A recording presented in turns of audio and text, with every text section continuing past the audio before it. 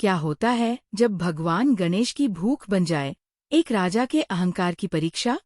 जब लड्डू खत्म हो जाएं, फल भी न टिकें और सोना भी न बचे, तब क्या होगा? देखिए कैसे भगवान गणेश ने कुबेर को सिखाया असली समृद्धि का अर्थ, और क्यों आज भी शुभ के साथ लाभ का नाम लिया जाता है। इस अद्भुत कथा को जानने के लिए देखिए देवों के देव महादेव का एपिसोड, जहां एक भोज बन गया ब्रह्मांड की भूख का प्रतीक।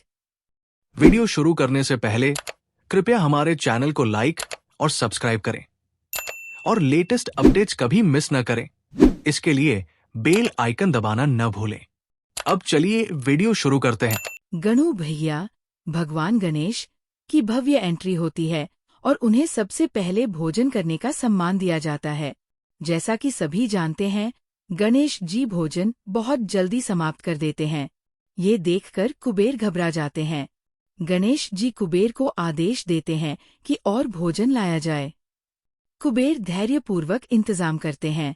गणेश जी जब कटोरियों में रखे लड्डुओं को एक एक कर खा जाते हैं, तो देवता, ऋषि और स्वयं कुबेर दंग रह जाते हैं। भोजन के बाद उन्हें फलों की थालियां दी जाती है और वे भी पल भर में समाप्त हो जाती है। गणेश जी फिर से और भोजन मंगवाते हैं और इस बार वे भोजन को अपनी सूंड से सीधे पेट में समाहित कर लेते हैं। जब पूरा भोजन समाप्त हो जाता है, गणेश जी कहते हैं, ये तो केवल शुरुआत थी, अब असली भोजन लाओ। सब चौंक जाते हैं। एक सेवक सूचना देता है कि सारा भोजन समाप्त हो चुका है। ये सुनकर गणेश जी क्रोधित हो जाते हैं और कुबेर से कहते हैं कि उन्होंने महाभोज के लिए पर्याप्त भोजन का इंतजाम नहीं किया, ये उनका अपमान है। कुबेर तुरंत और भोजन लाने का आदेश देते हैं, लेकिन वह भी जल्दी समाप्त हो जाता है। गणेश जी क्रोधित होकर कहते हैं कि उन्होंने वादा किया था, अब उनका अपमान कर रहे हैं। मेरे माता पिता क्या कहेंगे? दुनिया क्या कहेगी कि कुबेर, जो धन के देवता हैं, वे भी मेरी भूख नहीं मिटा सके।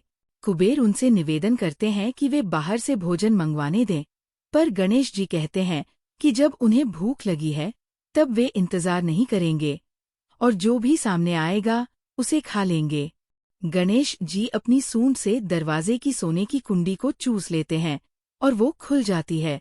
उसके बाद वे सारा सोना अपनी सूंड में खींच लेते हैं।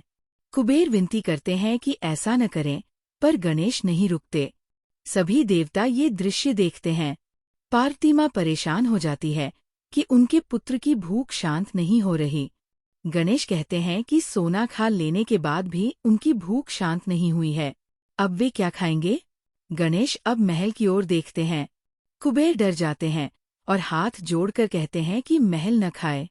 गणेश जी अब जो भी देखते हैं, खा लेते हैं। महल की दीवारों में दरारें पड़ने लगती हैं। जब पूरा हॉल टूटने लगता है, रावण कुबेर को बचाने आता है। कुबेर अपने भाई से मदद मांगते हैं, लेकिन रावण कहता है कि महादेव के पुत्र से कोई नहीं लड़ सकता, केवल महादेव ही उन्हें रोक सकते हैं। रावण सुझाव देता है कि महादेव की प्रार्थना करो। कैलाश पर महादेव और पार्वती देवी बात करते हैं। महादेव कहते हैं कि चूंकि कुबेर ने उन्हें पुकारा है, इसलिए उन्हें वहां जाना होगा। पार्वती देवी कहती है कि कुबेर ने उन्हें नहीं बुलाया है, इसलिए वे नहीं जाएंगी। महादेव कहते हैं कि सबसे ज्यादा जरूरत वही उनकी है, कुबेर को और उनके पुत्र गणेश को। इधर गणेश कुबेर की पोटली पर नजर डालते हैं और कहते हैं, हाँ, एक चीज बची है, वो पोटली जिससे तुम संसार चलाते हो। कुबेर कहते हैं कि अब वे कंगाल हो गए हैं।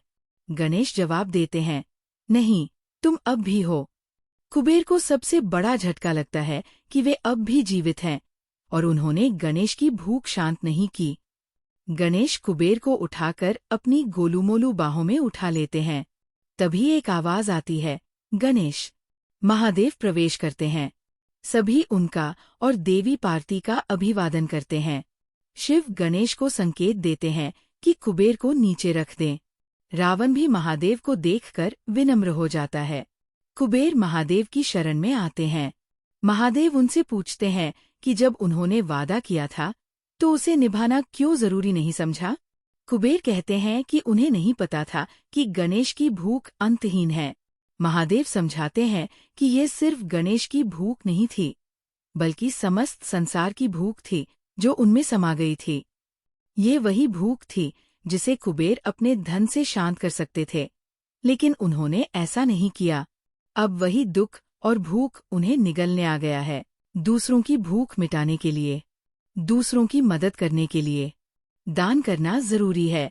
कुबेर अपनी गलती को स्वीकार करते हैं और प्रतिज्ञा करते हैं कि अब से उनका सारा धन जरूरतमंदों के साथ बांटा जाएगा। महादेव उन्हें आशीर्वाद देते हैं। अब से कुबेर की पूजा भी गणेश के साथ होगी। शुभ के साथ लाभ ही अनिवार्य होगा।